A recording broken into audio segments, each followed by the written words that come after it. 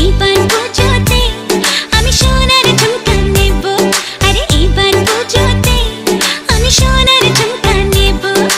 আর কিছু চাই না, একটাই বায়না রেখো, গয়না শাড়িতে আমি সবাইকে টেক্কা দেব।